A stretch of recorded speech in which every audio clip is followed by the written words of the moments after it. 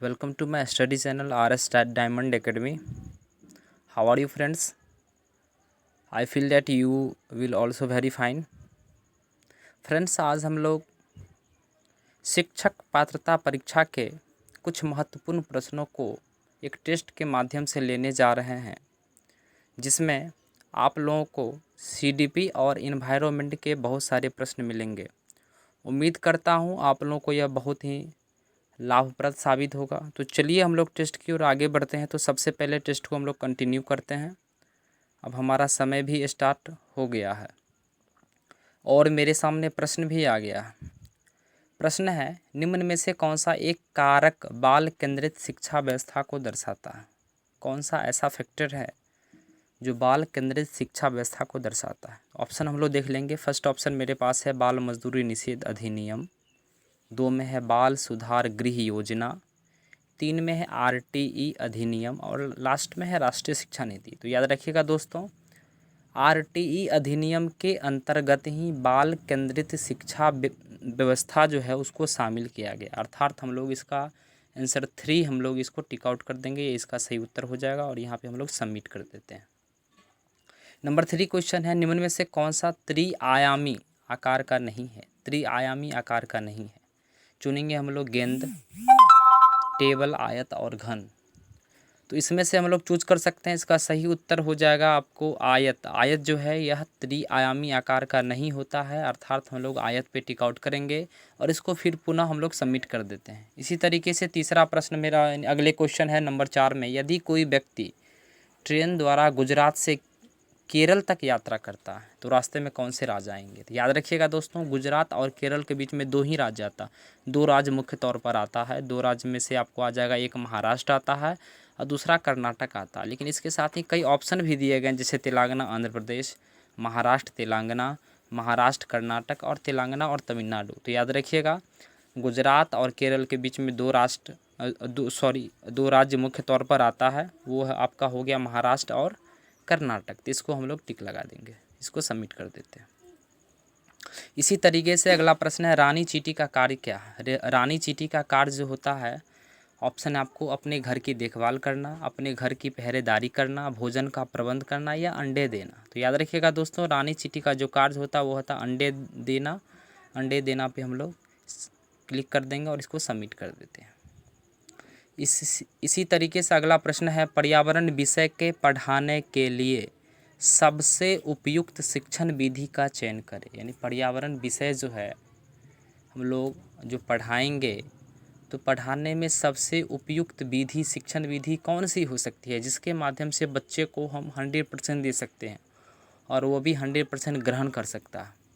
अच्छे माध्यम इनमें से हम लोग को चूज करना होगा। नंबर 1 में है खोज विधि, 2 में निगमन विधि, भ्रमण विधि और प्रयोगशाला विधि। तो भ्रमण विधि के माध्यम से हम लोग पर्यावरण को अच्छे ढंग से पढ़ा सकते हैं, अर्थात हम 3 नंबर पे इसको टिक लगा देंगे और इसको सबमिट कर देते हैं। इसी तरीके से मेरा 7वां प्रश्न है, हमें अपना भोजन निम्न में से किसके अनुसार करना चाहिए? याद रखिएगा दोस्तों, इस प्रश्न का अगर आप उत्तर जानते हैं तो आप हमें कमेंट कर सकते हैं। पहला ऑप्शन है अपने पेट के आकार के अनुसार। यह बिल्कुल सही नहीं है, क्योंकि भोजन को हमें पेट के अनुसार ग्रहण नहीं करना चाहिए, आकार के अनुसार नहीं। नंबर 2 के भूख के अनुसार, यह भी पूर्णतः सही नहीं लगता है। अगले हम लोग देखेंगे नंबर 3 में है अपने स्वाद एवं पसंद के अनुसार भोजन को ग्रहण करना चाहिए। और नंबर 4 में देख लेते हैं भोजन में उपलब्ध पोषक तत्व के अनुसार। तो इसका 4 उत्तर हो जाएगा, भोजन में उपलब्ध पोषक तत्व के अनुसार वाले पे हम लोग 4 नंबर पे टिक लगा देंगे, अर्थात इसका उत्तर यह सही हो जाएगा।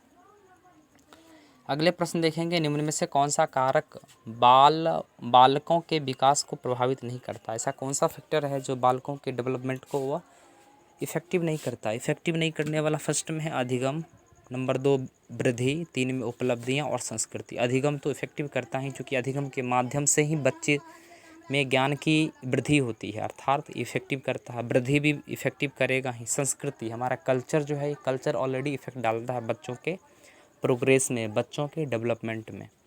लेकिन उपलब्धियां जो होती है यह कोई इफेक्ट नहीं डालता, अर्थात यहाँ पे हम लोग 3 नंबर वाले ऑप्शन पे क्लिक कर देंगे, इसका सही उत्तर होगा और इसे सबमिट कर देते हैं। इसी तरीके से अगला प्रश्न है, निम्न में से कौन सा ऐसा वातावरण कारक नहीं है जो मानव विकास को प्रभावित करता है?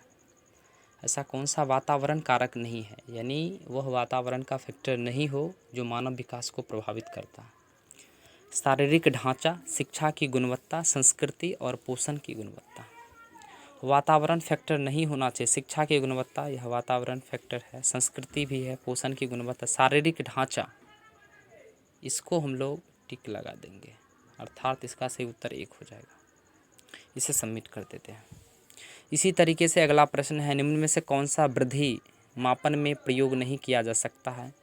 नंबर 1 में प्रश्नों के उत्तर देने में लगने वाला समय, विद्यार्थी के अनुकूलन क्षमता, विद्यार्थी की शिक्षक का ध्यान आकर्षित करने की योग्यता या विद्यार्थी के संज्ञानात्मक ज्ञान।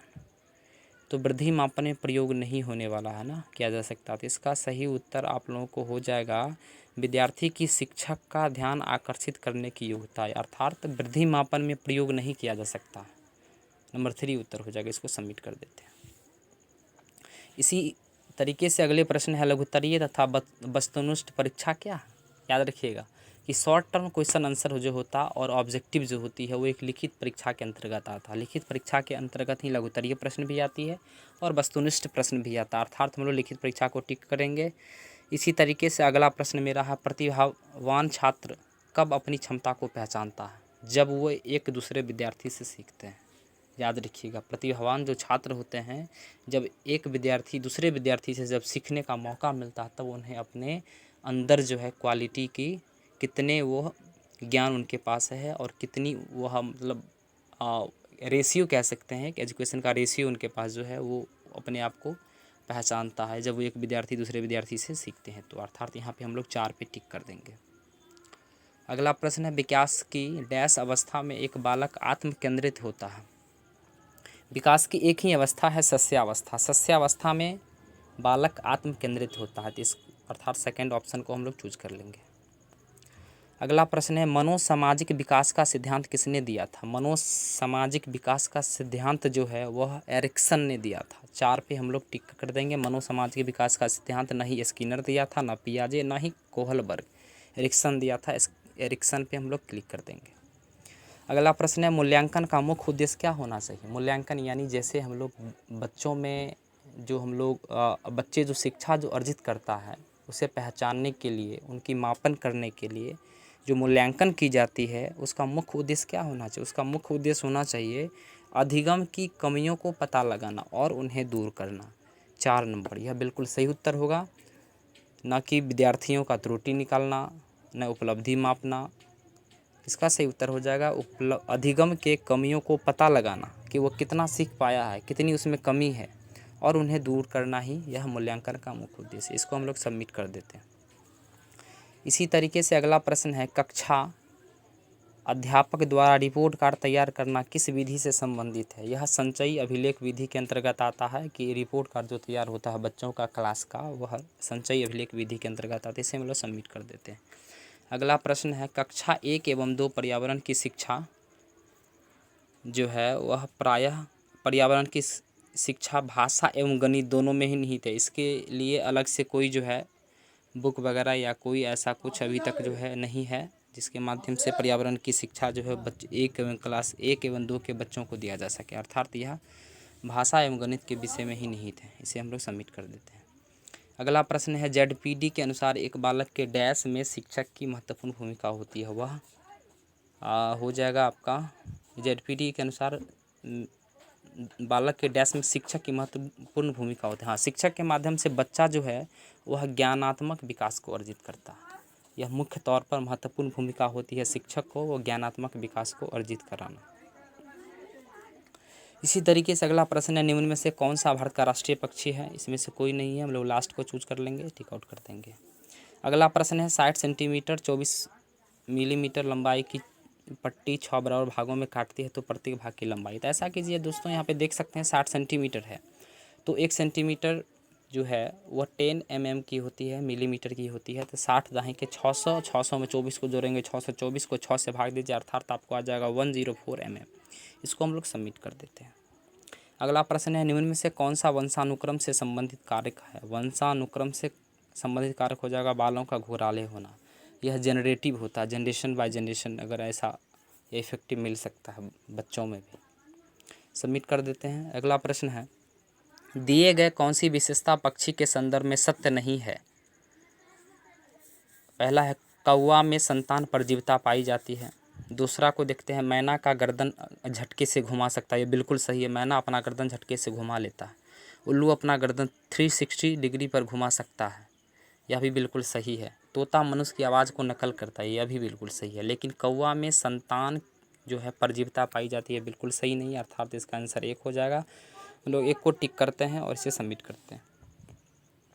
अगला प्रश्न है 30 किलोग्राम में कितने ग्राम हो गए? 30 में किलोग्राम में 30,000 ग्राम होंगे, टिक कर देंगे इसको। एक जटिल उपकरण के पुर्जे को जोड़ना डैश बुद्धि का एक उदाहरण है। जटिल उपकरण को इक्विपमेंट है जिससे अगर हमें जोड़ना है तो कौन से बुद्धि का? संगीत नहीं, बिल्कुल गलत। तर्कशील नहीं हो सकता है। भाषाई, भाषाई बिल्कुल होगा नहीं। स्थानिक, बिल्कुल हाँ, स्थानिक जो है, स्थानिक एक ऐसा बुद्धि है जिसके माध्यम से हम लोग जटिल उपकरण के पुर्जे को जोड़ सकते हैं। इसको हम लोग 4 पे क्लिक करके इसे सबमिट कर देते हैं। अगला प्रश्न है इतना इतना का योग और इतना इतना का जो है योग के बीच का अंतर। तो ऐसा कीजिए, आप दोनों को, इसको जो जोड़ लीजिए, इसको भी जोड़ लीजिए और अंततः आपको इसका सब्ट्रैक्शन आ जाएगा 608.477। यहाँ पे आप लोग इसको सबमिट कर देते हैं। अधिगमकर्ता के आत्मनियमन से क्या तात्पर्य है? अधिगमकर्ता के आत्मनियमन से तात्पर्य होता है कि आत्म अनुशासन और नियंत्रण। इसका उत्तर 1 पे हम लोग सबमिट कर देंगे। अगला प्रश्न है मलेरिया क्या है? याद रखिएगा, मलेरिया जो है प्रोटोजोआ से फैलने वाला रोग है, प्रोटोजोआ जनित रोग है। न कि ये वायरस से होता है, न ही बैक्टीरिया से होता है, और न ही फंगस और न ही कवकीय इस रोग से होता है। यह एक प्रोटोजोआ जनित रोग है, अर्थात यहाँ पे सबमिट कर देंगे हम लोग। अगला प्रश्न है कक्षा 1 और 2 के छात्रों के लिए आप किस तरह की कहानी का चयन करेंगे? कक्षा 1 और 2 के जो बच्चे होंगे उनको ज़्यादा जो फिगर वाले जो अगर कहानी होता है वह ज़्यादा ही उसके लिए महत्वपूर्ण साबित होता है। अर्थात हम लोग 3 वाले जो है नंबर 3 में है, जिसमें कहानी की घटना का वर्णन फिगर वाला हो, फिगर वाले पे हम लोग क्लिक कर देंगे या सबमिट कर देंगे इसको। अगला प्रश्न है इसका न्यूनतम सार्वगुणज क्या होगा? निकाल सकते हैं। 24, 40 और 64 का जो है सार्वगुणज हो जाएगा न्यूनतम, वो 960 हो जाएगा। इसको हम लोग सबमिट कर देंगे। अगला प्रश्न है निम्न में से कौन से छोटे शिक्षार्थियों के पढ़ने की कठिनाई का संकेत नहीं है? इसमें हो जाएगा शब्दों और विचारों को समझने में कठिनाई, यह इसका सही उत्तर होगा। इसको हम लोग सबमिट कर देते हैं। अगला प्रश्न है भाषा की शिक्षा क्या होती है? भाषा की शिक्षा किसी भी विषय में सीखा जा सकता है। कोई भी सब्जेक्ट अगर क्लास में पढ़ाई हो रही है तो हम लोग सीख सकते हैं। इसका 1 उत्तर होगा। अगले प्रश्न है पर्यावरण विषय क्या है? एक पृथक विषय है प्राथमिक कक्षा में, या एक अनिवार्य विषय है, या एकीकृत विषय है, या इनमें से कोई नहीं। तो पर्यावरण विषय एक एकीकृत विषय है, इसे हम लोग सबमिट कर देंगे। अगला प्रश्न है पुस्तक उदाहरण है। पुस्तक किसका उदाहरण है? घनाभ का। याद रखिएगा दोस्त, ना ही घन का है, ना ही आयत का, ना ही बेलन का। पुस्तक जो है घनाभ का उदाहरण है, इसे हम लोग सबमिट कर देंगे। अगला प्रश्न है इस सब का, और देखिए इजीली क्वेश्चन से है ये, इसमें ऐड और सब्ट्रैक्शन ओनली है। आप ऐसा कीजिए 8947 और 2157 को ऐड कर लीजिए, और उसी तरीके से 6748 और 2345 को ऐड कर लीजिए, और दोनों को सब्ट्रैक्शन करने के बाद आपका सही उत्तर आ जाएगा 2011 इसका सही उत्तर होगा। इसे हम लोग सबमिट कर देंगे। अगला प्रश्न है प्रतिभाशाली विद्यार्थी जो है वो अपसारी चिंतक के अंतर्गत आता है। जो प्रतिभाशाली जो बच्चे होते हैं अपसारी चिंतक के अंतर्गत आते हैं। अगला प्रश्न है निम्न में से कौन सा प्रश्न मुक्त अंत वाला प्रश्न है? मुक्त अंत, बहुविकल्पीय, रिक्त स्थान, सत्य असत्य, इनमें से कोई नहीं। तो मुक्त वाला जो प्रश्न है, मुक्त वाले प्रश्न के अंतर्गत न ही बहुविकल्पीय आता है, न ही रिक्त स्थान आता, न ही सत्य असत्य आता। इसमें से इनमें से कोई नहीं, 4 को हम लोग टिक लगा लेंगे। 37 नंबर क्वेश्चन से है 12, 15 और 20 के गुणनफल में इकाई स्थान। आप मल्टीप्लाई कर लीजिए, 2 5 जा 10, लास्ट में 0 आता है, यूनिट नंबर इसका 0 होगा, सबमिट कर देंगे। नेक्स्ट क्वेश्चन है डिसलेक्सिया का संबंध मुख्य रूप से किस कठिनाई से? डिसलेक्सिया का संबंध जो है पठन से है, यानी पठन में अगर प्रॉब्लम हो रहा, अगर पढ़ने में किन्हीं को समस्या हो रही है तो वह डिसलेक्सिया रोग से ग्रसित है। इसे हम लोग सबमिट कर देंगे। 39 में कटीली झाड़ी की छत व मिट्टी की मोटी दीवार वाले घर भारत के किस राज्य में पाए जाते हैं? संभावना अधिक है। यह राजस्थान में पाया जाता है, कटीली झाड़ी और छत वाला। सबमिट कर देंगे। अगला क्वेश्चन है शरीर में थायरॉक्सिन की कमी से संबंधित रोग। थायरॉक्सिन आयोडीन की कमी आयोडीन से संबंधित है, जिससे घेघा नामक रोग होता है। इसे हम लोग ऐसा करते हैं, यहाँ पे हम लोग आयरन, आयोडीन और पोटासियम से है, मैग्नीशियम से है, आयोडीन को टिक कर देंगे इसे, और लास्ट में इसे हम लोग फिनिश कर देते हैं। अब देखिए हमारा टेस्ट का रिज़ल्ट आ चुका है। हमारा स्कोर है 100% 40/40। बिल्कुल यहाँ पे बधाई हो, आप आज उत्तीर्ण कर रहे हैं और बेहतर अंक प्राप्त करने के लिए कॉन्सेप्ट पर फोकस करें और टेक्निकल टर्म की जानकारी को मजबूत करें। तो इस तरीके से आप इसको टेस्ट भी दे सकते हैं और एक एक प्रश्न को देख सकते हैं। उम्मीद करता हूँ आप लोग को यह बहुत ही अच्छा लगा होगा। तो चैनल को लाइक करें, सब्सक्राइब करें, और अगर आप किसी प्रकार की समस्या अगर आपको है तो आप हमें कमेंट भी कर सकते हैं। धन्यवाद।